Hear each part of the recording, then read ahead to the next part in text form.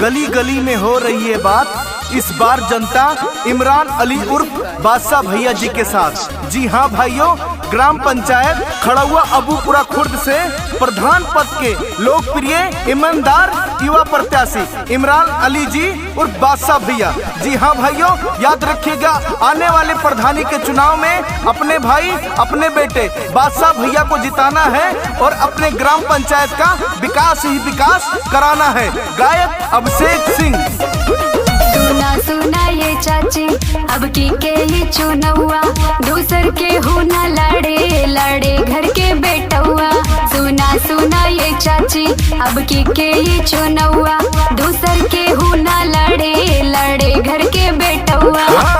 जीत के चुनाव नया राम करेंगे, इमरान भैया जी काम करेंगे, खड़ौआ अबूपुरा का नाम करेंगे, बादशाह भैया जी काम करेंगे।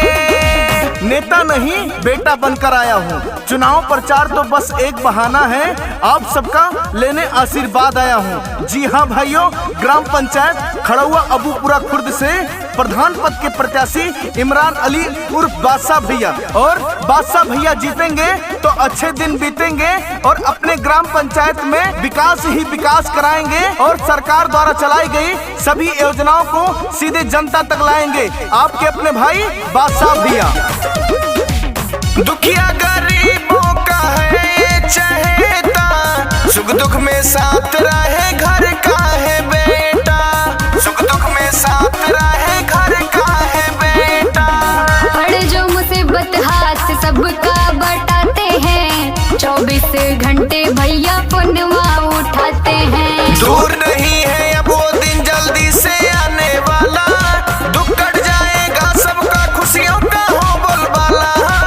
जीत के चुनाव नया राम करेंगे, इमरान अली जी काम करेंगे, खड़ौआ अबूपुरा का नाम करेंगे, बादशाह भैया जी काम करेंगे। स्वभाव अपना विकासशील है, समय के साथ सोच गतिशील है, हर गरीब की आवाज के लिए आप सभी से वोट की अपील है। और ऐसे एकमात्र प्रत्याशी हैं आपके भाई आपके अपने बेटे इमरान अली उर्फ बादशाह भैया, और बादशाह भैया जीतेंगे, अपने ग्राम पंचायत में सभी योजनाओं को सीधे जनता तक लाएंगे और हर गरीब के लिए आवाज दिलाएंगे और अपने ग्राम पंचायत खड़ौआ अबूपुरा खुर्द का विकास ही विकास कराएंगे। नाली खड़ंजा यार सीसी लगवाएंगे, जीतेंगे भैया विकास करवाएंगे, जीतेंगे भैया विकास करवाएंगे। जो भी कहते हैं भैया करके दिखाते, इसलिए गौआ के शेर कहाते।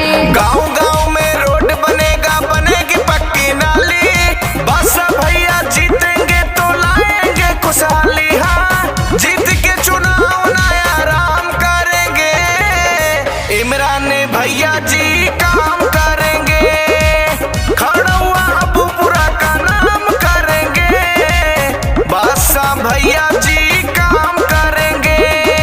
अपनी तिजोरी तो हर कोई भरता है, ऐसा नेता चुनो जो गांव के लिए कुछ करता है। और ऐसे प्रत्याशी हैं आपके भाई आपके अपने बेटे इमरान अली और बादशाह भैया। बादशाह भैया ऐसे एकमात्र प्रत्याशी हैं जो अपने ग्राम पंचायत के लिए दिन रात विकास के बारे में सोचते हैं। तो याद रखिएगा प्रिय मित्रों, आने वाले प्रधानी के चुनाव में अपने भाई अपने बेटे इमरान अली और बादशाह भैया को जिताना है और अपने ग्राम पंचायत में विकास ही विकास कराना है। हर माँ का बेटा है, बहनों का भाई, जनता के हक की ये लड़ते लड़ाई, जनता के हक की ये लड़ते लड़ाई। जो भी कहते हैं भैया करके दिखाते, इसलिए गौआ के शेर कहाते। अभिषेक सिंह